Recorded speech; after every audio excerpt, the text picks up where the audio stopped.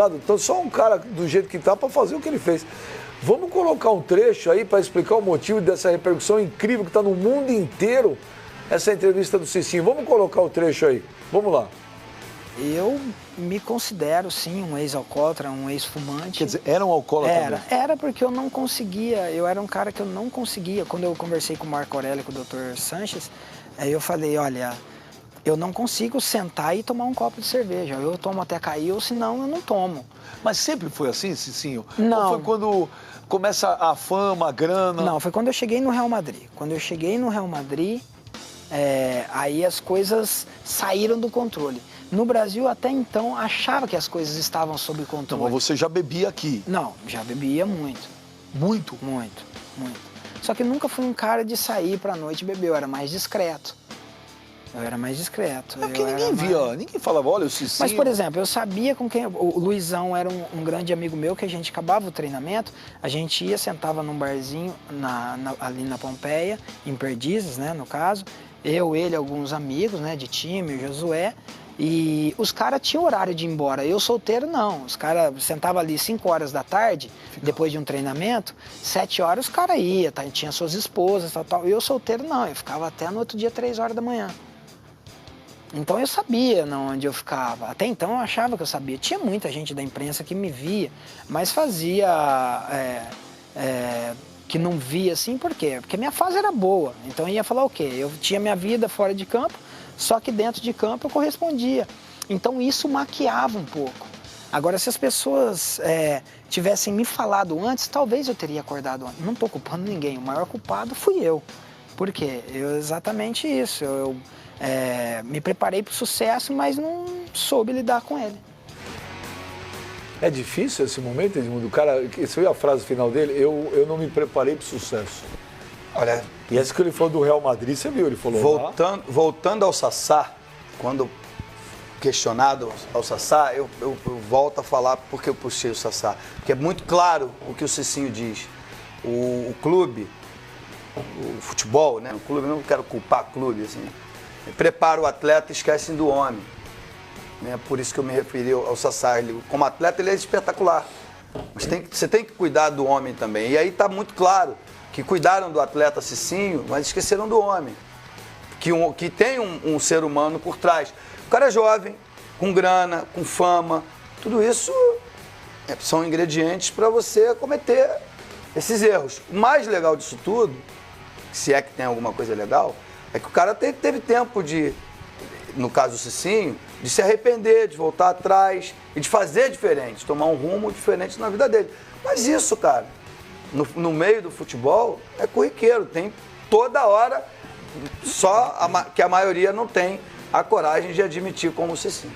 E ele se converteu também, ele falou que ele está religioso, parou, mas que chamou a atenção, você vê, isso no mundo inteiro. Ele falou que chegou no Real Madrid que, a coisa perdeu o limite, perdeu o rumo. Outro jogador de São Paulo também teve problemas com isso, foi o Alex Silva, né?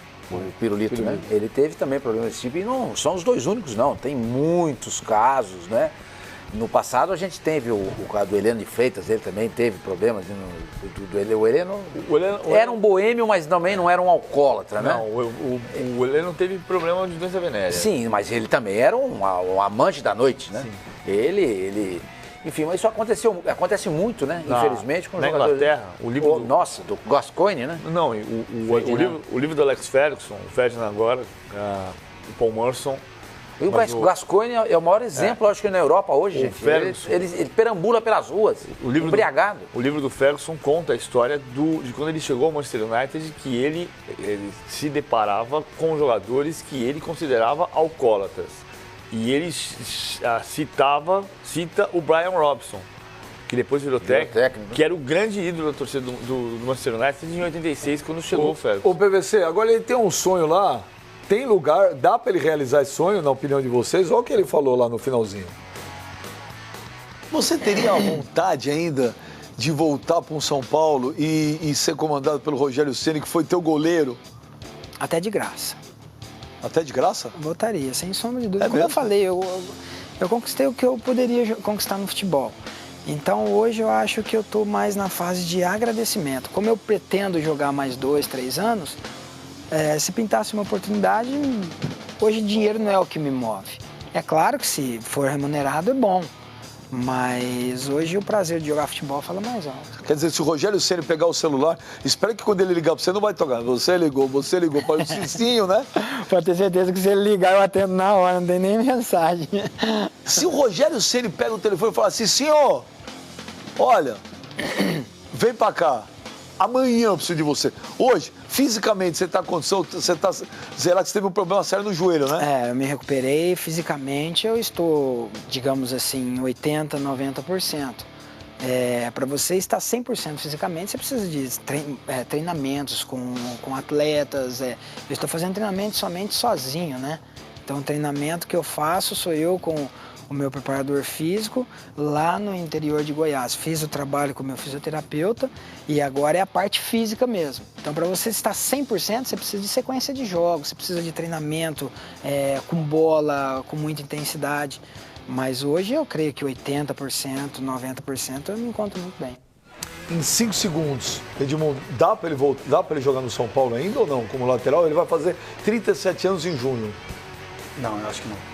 Dá, PVC? Acho que não. Dá, sua irmã? Não. Simon? Não.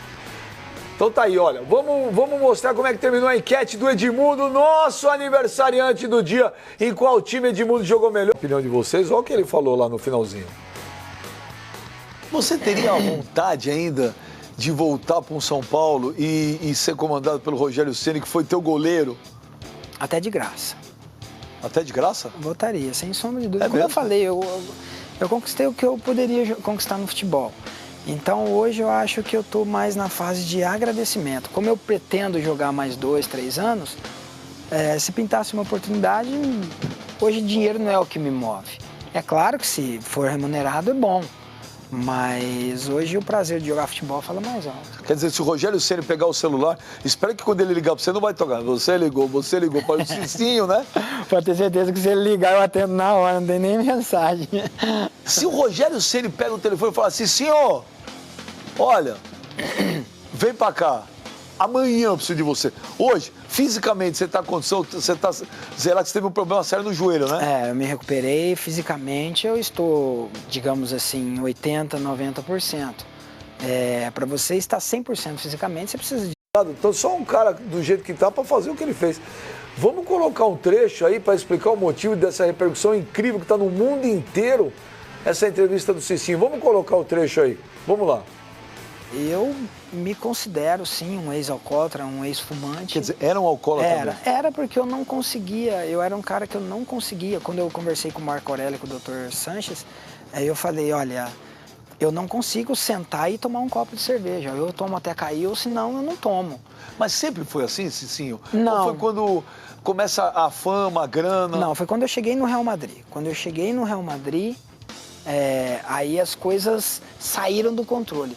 No Brasil, até então, achava que as coisas estavam sob controle. Então, mas você já bebia aqui? Não, já bebia muito. Muito? Muito, muito. Só que nunca fui um cara de sair pra noite beber, eu era mais discreto. É porque ninguém via, ninguém falava, olha o Cicinho. Mas, por exemplo, eu sabia com quem... O Luizão era um grande amigo meu, que a gente acabava o treinamento, a gente ia, sentava num barzinho ali na Pompeia, em Perdizes, né? Perdeu o limite, perdeu o rumo. Outro jogador de São Paulo também teve problemas com isso, foi o Alex Silva, né? O Pirulito, né? Ele teve também problemas desse tipo, e não são os dois únicos, não. Tem muitos casos, né? No passado a gente teve o caso do Heleno de Freitas, ele também teve problemas. O Heleno era um boêmio, mas também não era um alcoólatra, né? Não, o Heleno teve problema de doença venérea. Sim, mas ele também era um amante da noite, né? Sim. Enfim, mas isso acontece muito, né? Infelizmente, com os jogadores. Na Inglaterra, o livro... Nossa, do Gascoigne, né? Não, o livro do Alex Ferguson, o Ferdinand agora, o Paul Merson... O Gascoigne é o maior exemplo, acho que na Europa hoje, gente. Ele perambula pelas ruas, embriagado. O livro do Ferguson conta a história de quando ele chegou ao Manchester United, que ele se deparava com jogadores que ele considerava alcoólatras. E ele cita o Brian Robson, que depois virou técnico, que era o grande ídolo da torcida do Manchester United em 86, quando chegou o Ferguson. O PVC, agora ele tem um sonho lá.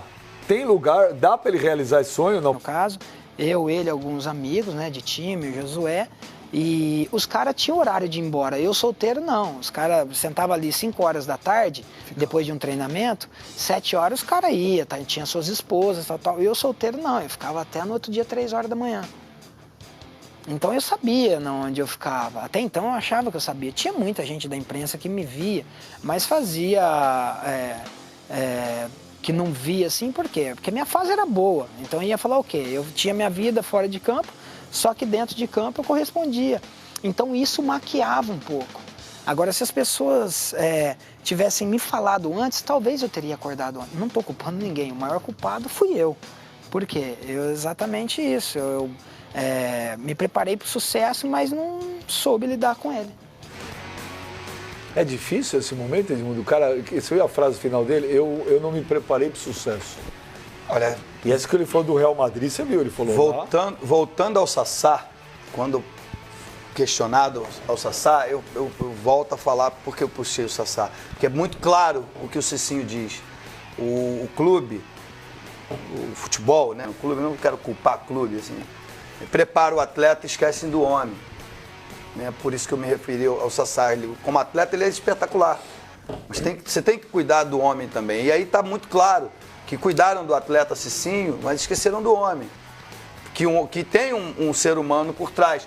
O cara é jovem, com grana, com fama. Tudo isso são ingredientes para você cometer esses erros. O mais legal disso tudo, se é que tem alguma coisa legal, é que o cara teve tempo de, no caso do Cicinho, de se arrepender, de voltar atrás e de fazer diferente, tomar um rumo diferente na vida dele. Mas isso, cara, no meio do futebol, é corriqueiro, tem toda hora, que a maioria não tem a coragem de admitir como o Cicinho. E ele se converteu também, ele falou que ele está religioso, parou, mas que chamou a atenção, você vê, isso no mundo inteiro. Ele falou que chegou no Real Madrid que, a coisa